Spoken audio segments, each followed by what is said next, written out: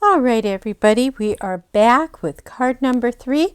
This one is just pretty much using designer series paper, and that's really it. I mean, it's just very simple, but I like this kind of a card because sometimes you just need to put together a quick card, and this is using the oval punch that does 2 different size ovals at one time.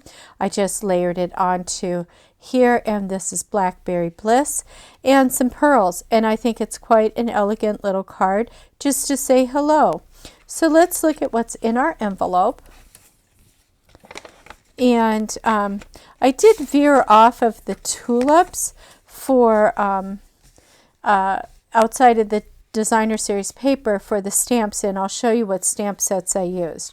So inside you should have 3 pearls, a bow, 2 things for your sentiment, a 2-inch strip and a 1/2-inch strip, and your inside.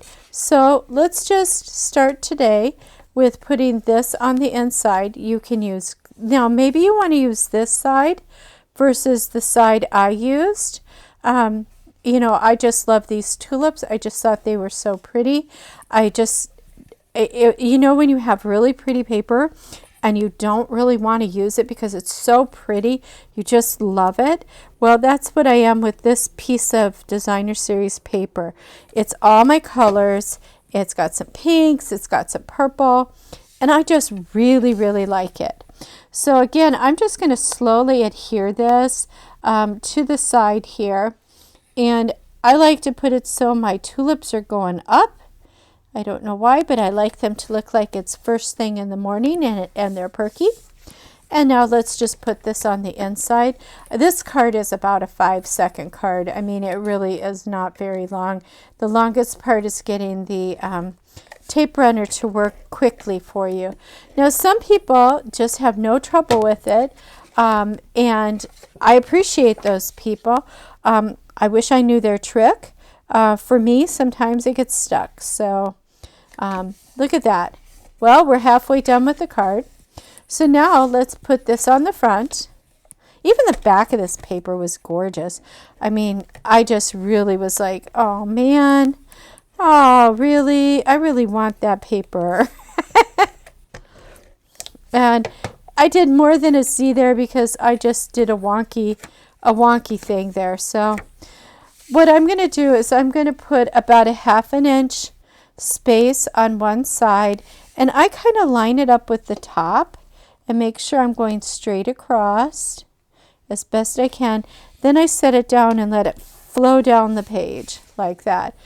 Believe it or not, the next thing we are going to do is stamp. And here are the stamp sets that I used in this video, or for this card. I'm going to use the Just Because. In my original card, I used Hello Friend, and I'm not sure which stamp set I got it out of. So I found another one that would work, and Just Because just seems like a fun one to use. And then I'm going to use the flowers that are in the Honeybee Home right here for my flowers on my envelope.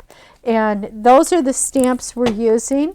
We're going to be using the Blackberry Bliss. As soon as I pull it out, there we go, Blackberry Bliss.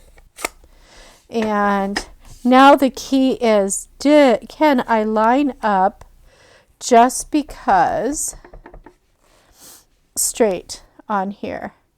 I kind of want it a little bit lower just because I want to be able to get a bow on there. But if I do it in the center, that's okay too. Well, I have to commit. I put one end down. I think that's okay. I'm going to let that one slide. And it's just not as dark as I would like, but it's still good.